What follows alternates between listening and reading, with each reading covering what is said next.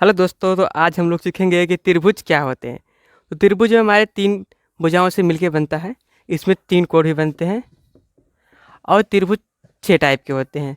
सबसे पहला टाइप होता है कि विषमबाहु, समबाहु, समद्विबाहु त्रिभुज होते हैं। दूसरा होता है न्यून कोण, अधिक कोण और समकोण त्रिभुज होते हैं। जो विषमबाहु त्रिभुज होता है उसकी तीनों भुजाएं आपस में बराबर नहीं होती हैं। ठीक है, जैसे मैं इसको मान लिया ए, बी और सी मान लिया, तो इसमें ए बी नॉट इक्वल होगा बी सी के और बी सी नॉट इक्वल होगा सी ए के। ठीक, यहीं यदि समद्विबाहु त्रिभुज की बात किया जाए तो इसकी 2 भुजाएं बराबर होती हैं और एक भुजा इसकी असमान होती हैं। तो इसमें जिसमें इसको ए, इसको बी और इसको सी मान लिया, तो ए बी बराबर होगा ए सी के, जबकि ए सी नॉट इक्वल होगा बी सी के। बी सी इन दोनों के बराबर नहीं होगा, जबकि ए बी ये भुजा और ये भुजा दोनों बराबर होंगे। ठीक, यही होती है समबाहु त्रिभुज में।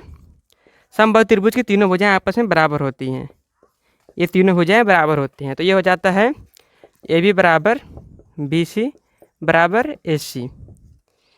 या फिर इसमें समबाहु त्रिभुज की तीनों कोण भी 60 अंश के ही होते हैं। ये भी 60 का होगा, ये भी 60 का होगा और ये भी 60 का होगा। अब ऐसा क्यों होता है? क्योंकि हमें पता है त्रिभुज के तीनों कोणों का योग कोण ए प्लस कोण बी प्लस कोण सी बराबर 180 अंश होता है। यदि मैं मान लूँ कि ये तीनों कोण यक्स है, जब सभी कोण बराबर है तीनों कोण यक्स हो जाएगा, तो हमारा क्या हो जाएगा यक्स प्लस यक्स बराबर हो जाएगा 180। अब ये यक्स 3 यक्स बराबर हो जाएगा 180। यदि इसको काटेंगे तो यक्स का मान आ जाएगा 60 डिग्री।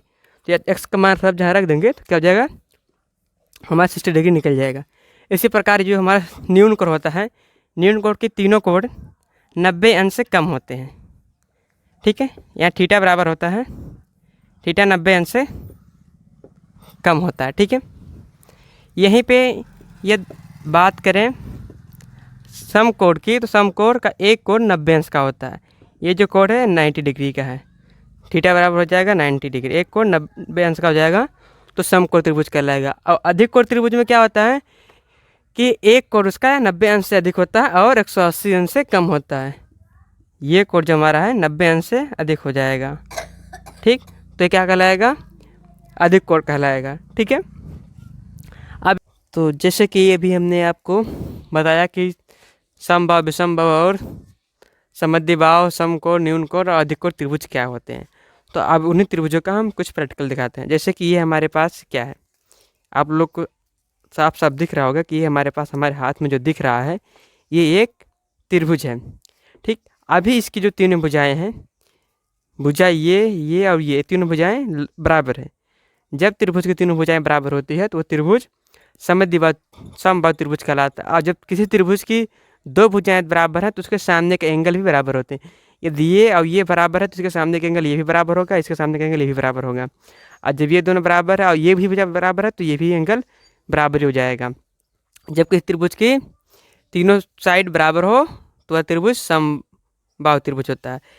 और हर समबाहु त्रिभुज न्यून कोण त्रिभुज भी होता है, क्योंकि न्यून कोण त्रिभुज के तीनों कोण क्या होते हैं 90 अंश से कम होते हैं।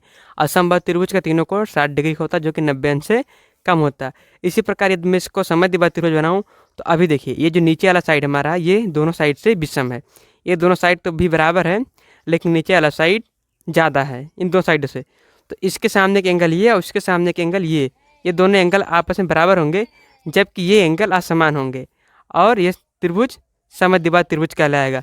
इसी प्रकार यदि मैं इसके तीनों साइड को भी समबाहु त्रिभुज बना दूँ, जैसे कि इस समय देखिए इस त्रिभुज के 2 साइड, तीनों साइड बराबर नहीं है, ये भी बराबर नहीं, ये भी बराबर नहीं, ये भी बराबर नहीं, तो इस समय त्रिभुज कहलाएगा विषमबाहु त्रिभुज। और विषमबाहु त्रिभुज की तीनों साइडें नहीं बराबर होती हैं और तीनों एंगल भी बराबर नहीं होते हैं। ठीक, और अभी ये साफ साफ दिख रहा है कि एक समकोण त्रिभुज भी है।